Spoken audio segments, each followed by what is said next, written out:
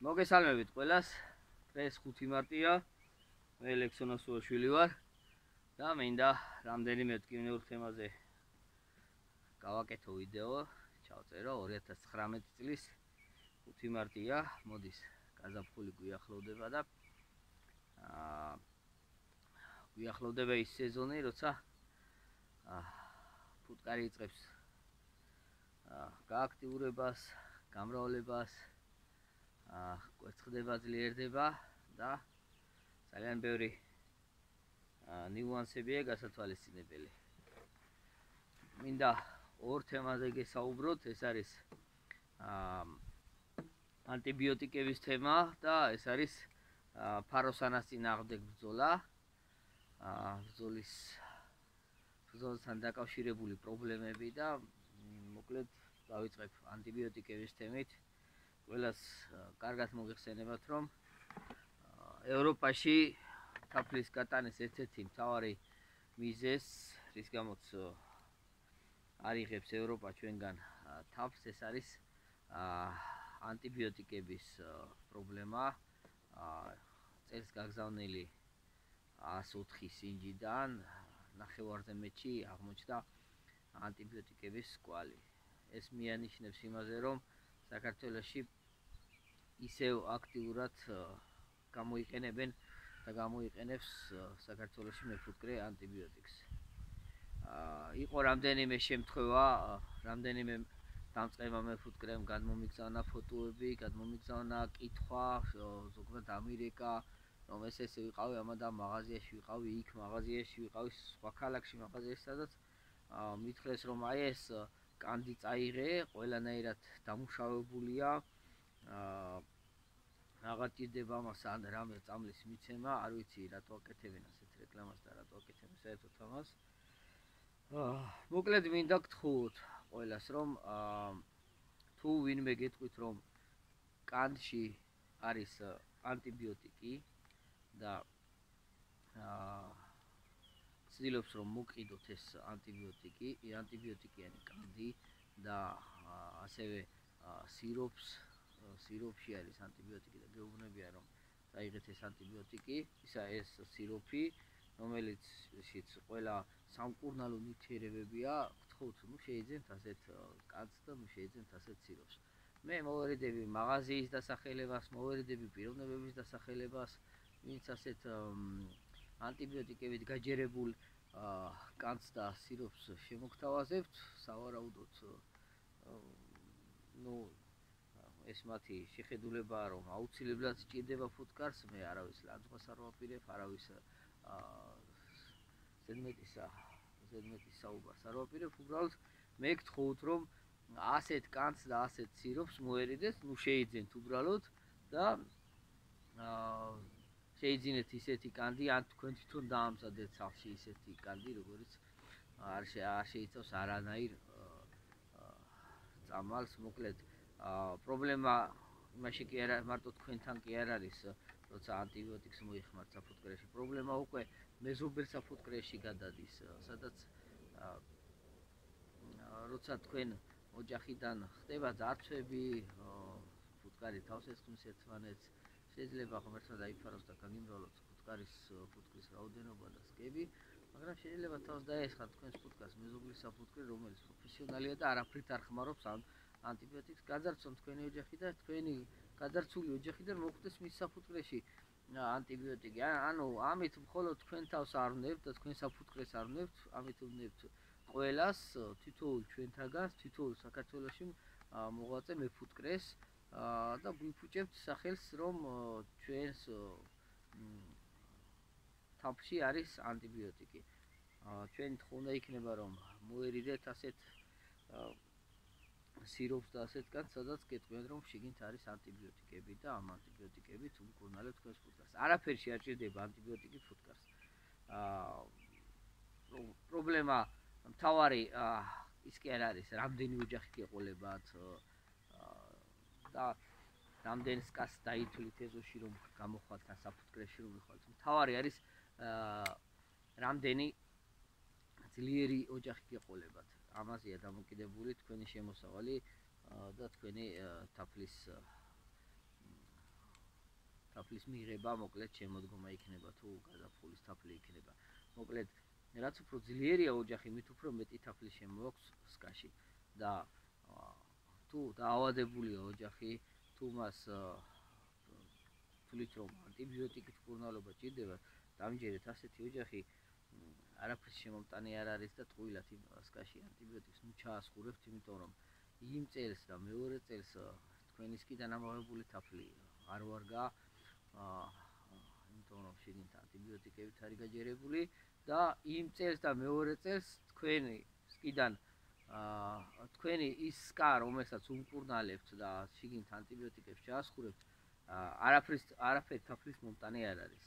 ასეთი სკას ან ლიკვიდაცია უნდა გაუკეთოთ, ან უნდა როგორმე ჩარჩოები შეუცვალოთ, ის ჩარჩოები უნდა დაწვათ, გადაყაროთ და ნელ-ნელა ახალი ჩარჩოები აძლიოთ, დედა შეცვალოთ, დედა და მოკლედ ასე შეგიძლიათ რაღაცა მანიპულაციები ჩაატაროთ, მაგრამ ანტიბიოტიკის მიცემას არ გირჩევთ, არაფერს არ უშველის ტყუილად, უფრო მეტი სტრესი შეგვაქვს ოჯახებში ანტიბიოტიკების მიცემით. მოკლედ ჩემი თხოვნა იქნება, რომ ანტიბიოტიკები ამოვიღოთ ხმარებიდან, ეს გვაზარალებს მთელ სახელმწიფოს და მთელ საქართველოში მოღვაწე მეფუტკრეებს ანტიბიოტიკების თემა.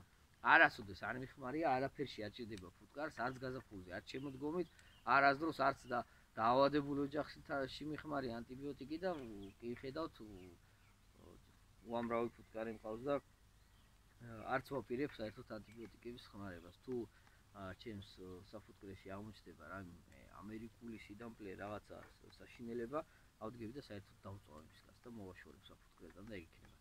ამას გირჩევთ თქვენც, ეხლა ამერიკული სიდამპლე მე არ მინახავს. და შეიძლება 10 და 15 წელი კიდე გავიდეს და ვერც ვნახო და ვერც თქვენ ვერ ნახოთ და იმის შიშით რომ ამერიკული სიდამპლე და ევროპული სიდამპლე არ გაუჩნდეს ჩვენს სკებს და უნდა მივცეთ პრევენციის მიზნით ანტიბიოტიკი, ეს არის სრული სისულელე და მე ამას არ ვეთანხმები და პირიქით მინდა რომ თქვენც აგიხსნათ და თქვენც გთხოვოთ რომ არ გამოიყენოთ საფუტკრეში ანტიბიოტიკები. თემა მეორე ეს არის სახელმწიფოს მიერ დაგეგმილი ფაროსანას წინააღმდეგ ბრძოლა.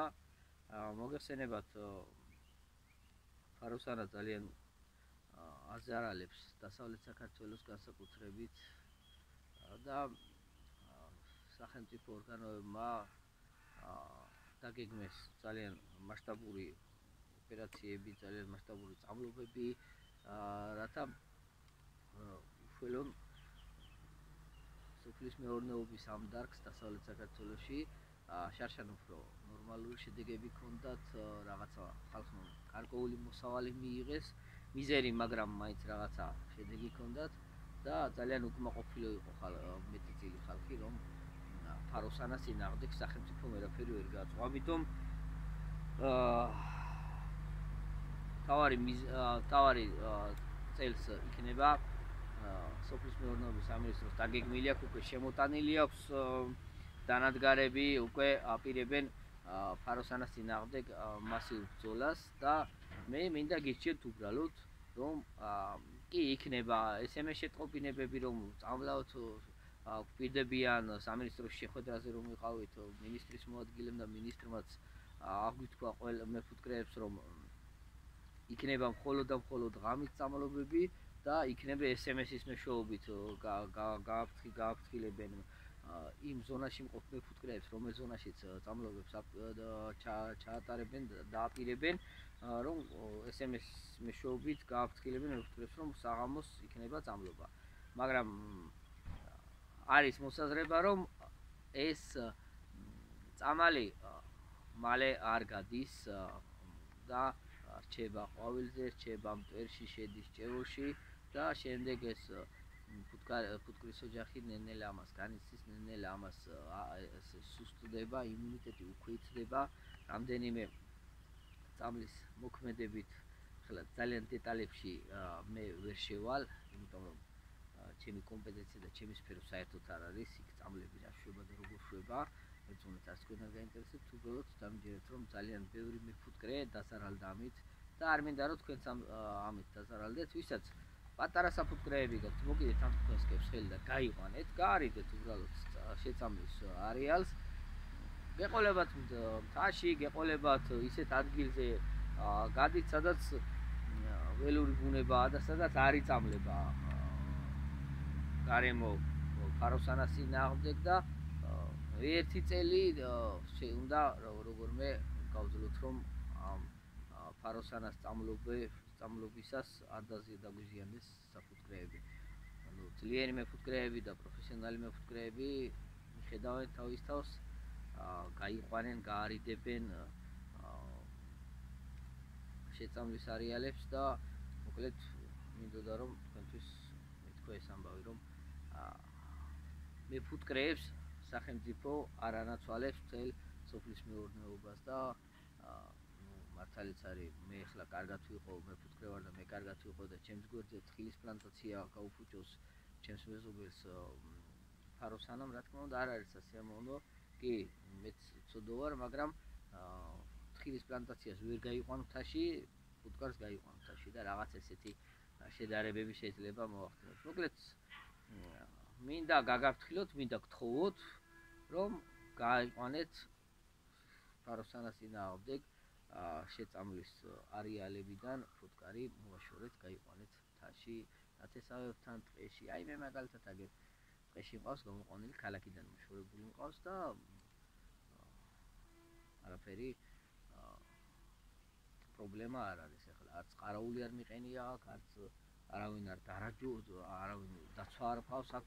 უბრალოდ ფუტკარიც რო ხარ არის, რომ თოკი ვიღაცა მოაბოს და წაიყვანოს. კაი ბიჭი ხარ და მოკიდე სკას ხელი და წაიყვანო. მე ფუტკრე სკას არ მოიპარავს და ვინც არ იცის კიდე სკას ვერ მოიპარავს. აი ეს თემაა და მოკლედ მინდა ყველას წარმატებები გისურვოთ, მინდა ყველას კიდევ და კიდევ გთხოვოთ არა ანტიბიოტიკებს და მოვაშოროთ წამლობის ზონებს საფუტკრეები, რომ არ დავზარალდეთ და ჩვენი ფუტკრის ოჯახები არ განადგურდეს. აი სულ ეს მინდოდა მეთქვა თქვენთვის. კარგად ბრძანდებოდეთ მომავალ შეხვედრამდე, მომავალ ვიდეომდე.